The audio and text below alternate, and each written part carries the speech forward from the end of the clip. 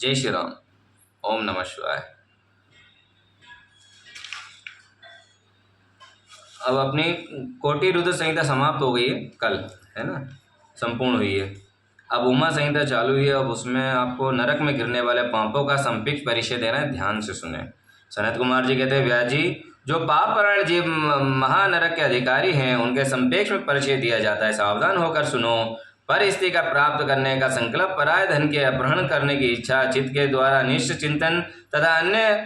अन्य का कराने योग कर्म प्रवृत्त होने का दुराग्रह, ये चार प्रकार के मानसिक पाप कर्म असंख्य प्रलय वैसिर पेरिक बातें हैं। असत्य भाषण, अप्रिय बोलना और पीछे पीछे चुगली खाना, ये चार वाचिक वाणी द्वारा होने वाले पाप कर्म हैं। अभक्षय, भक्षण, प्राणियों की हिंसा, व्यर्थ कार्यों में लगना और दूसरों के धन को हड़प लेना, ये चार प्रकार की शारीरिक पाप कर्म हैं। इस प्रकार ये 12 कर्म बताए गए हैं जो मन, वाणी और शरीर इन तीनों साधनों में संपन्न होते हैं। जो संसार सागर से पार उतरने वाले महादेव जी देश करता है, वे सब के सब नरकों के समुद्र में गिरने वाले हैं। उनको बड़ा भारी पातक लगता है। शिव ज्ञान का उपदेश देने वाले को, तपस्वी गुरुजनों को और पिता और ताऊ आदि की निंदा करते हैं, वे उन्मत्त मनुष्य नरक के समुद्र में गिरते हैं। ब्रह्म हत्यारा, मदिरा पीने वाला, स्वर्ण चुराने वाला, गुरु पत्नीगामी तथा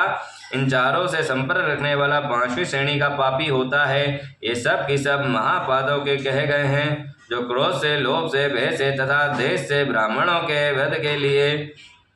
महान मर्म वेदी देश का वर्णन करता है। वह ब्रह्म हत्यारा होता है जो ब्राह्मण को बुलाकर उसे कोई वस्तु देने के पश्चात फिर ले लेता है, तथा जो निर्दोष पुरुष पर दोष रोपण करता है, वह मनुष्य भी ब्रह्म हत्यारा होता है। जो भरी सभा में उदासीन भाव से बैठे हुए,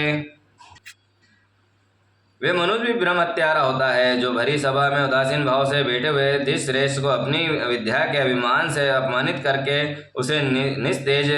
हत प्रतिब कर देता है, उसे भी ब्रह्म हत्यारा कहा गया है। जो दूसरों को यथार्थ गुणों का गलत खंडन करके झूठे गुणों द्वारा अपने आप को उत्कृष्ट सिद्ध करता है, वे भी निश्चय ही ब्रह्म हत्यारा होता है। जो षंडों द्वारा बहाई जाती हुई गौ तथा गुरु से उपदेश ग्रहण करते हैं, द्विजों के कार्य में विघ्न डालता है, उसे ब्रह्म हत्यारा कहते हैं। जो देवता, ब्राह्मण तथा गौ के उपयोग के लिए दी हुई भूमि को हर लेता है, उसे ब्रह्म हत्यारा कहा गया है। देवता और ब्राह्मण के धन को हर लेना तथा न्यास से ही धन कमाना ब्रह्म हत्या के समान ही पातक जानना चाहिए। जिस किसी व्रत के नियम तथा यज्ञ को ग्रहण करके उसे त्याग देना तथा पंच महायोगों का अनुष्ठान न करना मदिरापान के समान पातक बताया गया है। पिता और माता को त्याग देना, झूठी गवाही देना, ब्राह्मण से झूठा वादा करना, शिव भक्तों को मांस खिलाना तथा अभक्ष्य वस्तु का भक्षण करना ब्रह्म हत्या के तुल्य कहा गया है। वन में निराप्त प्राणियों को वध करना भी ब्रह्म हत्या के लिए तुल्य है। साधु पुरुषों को चाहिए कि ब्राह्मण को धन को त्याग दे, उस धर्म के कार्य में भी न लगाए,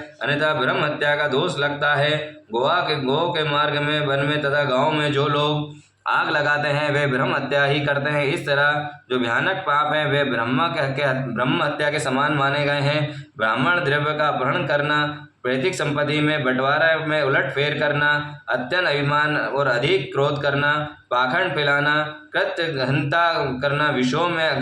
अत्यंत आसक्त होना, कंजूसी करना, सत्पुरुषों से देश रखना, पर स्त्री समागम करना, श्रेष्ठ कुल की कन्याओं को कलंकित करना, यज्ञ, बाग, बगीचे, सरोवर तथा स्त्री पुरुष को विक्रय करना, तीर्थ यात्रा, उपवास तथा व्रत एवं उपनय आदि का सौदा करना, स्त्री के धन से जीविका चलाना, स्त्रियों के साथ अत्यंत वशीभूत होना, स्त्रियों की रक्षा न करना तथा छल से पराई स्त्रियों का सेवन करना, ब्रह्मचर्य आदि व्रतों को त्याग देना, दूसरों को आचार का सेवन करना, असत शास्त्रों का ध्यान करना, सूखे तर्क का सहारा लेना, देवता, अग्नि, गुरु, साधु तथा ब्राह्मण की निंदा करना, प्रत्ययज्ञ और देव यज्ञ को त्याग देना, अपने कर्मों का परित्याग करना, बुरे स्वभाव को अपनाना, नास्तिक होना, पापों में लगना और सदा झूठ बोलना, इस तरह के पापों से युक्त स्त्री पुरुष उपातकी कहा गया है। जो मनुष्य, गो और ब्राह्मण कन्याओं को स्वामी, मित्र और तपस्वी महात्माओं के कार्य का नष्ट कर देते हैं, वे नरकगामी माने गए हैं। जो ब्राह्मणों को दुख देते हैं, उन्हें मारने के लिए साहस उठाते हैं, जो द्विज होकर शूद्र की सेवा करते हैं तथा कामवश मदिरापान करते हैं, जो पाप परायण, क्रूर और हिंसा के प्रेमी हैं, गौशाला, अग्नि, जल में सड़कों पर, पेड़ों की छांव में, पर्वत के बगीचों में तथा देव मंदिरों के आसपास मल मूत्र का त्याग करते हैं। बांस, ईंट, पत्थर, कांट, सींग और कीलों द्वारा जो रास्ता रोंदते हैं या रोकते हैं, दूसरे खेत की आदि की सीमा मेड़ मिटा देते हैं, छल से शासन करते हैं, छल कपट के कार्यों में लगे रहते हैं, किसी को टक्कर लाए हुए पाक आदि अन्न तथा वस्त्रों का छल से उपयोग करते हैं, जो स्त्री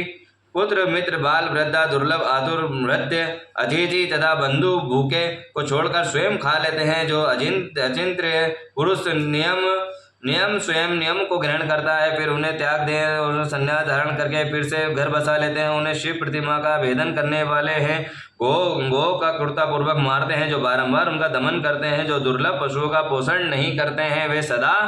उन्हें छोड़े रखते हैं, अधिक भार लाद कर उन्हें पीड़ा देते हैं तथा सहन न होने पर भी बलपूर्वक उन्हें हल या गाड़ी में जोतते हैं अथवा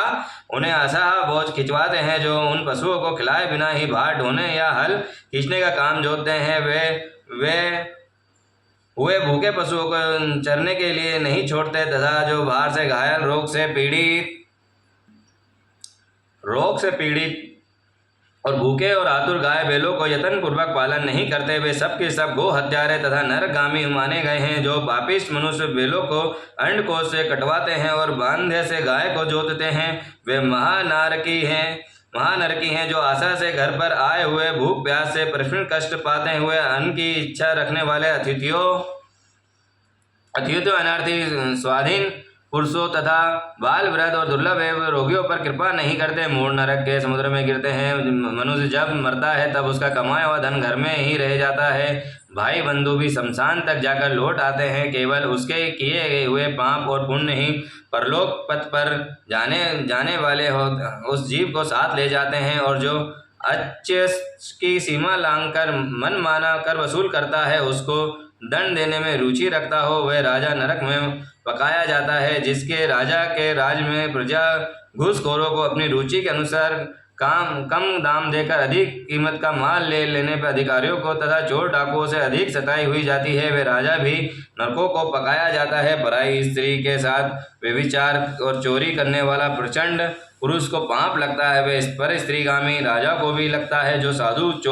को चोर और चोर को साधु समझता है, बिना विचारे ही अपराध को प्राण दंड दे देता है, वे राजा नरक में पड़ता है। जिस किसी पराय द्रव्य को सरसों के बराबर भी चुरा लेने पर मनुष्य नरक में गिरता है, इसमें संशय नहीं है। इस तरह पापों से युक्त मनुष्य मरने के पश्चात यातना भोगने के लिए नूतन शरीर पाता है, जिससे संपूर्ण आकार व्यक्त रहते हैं।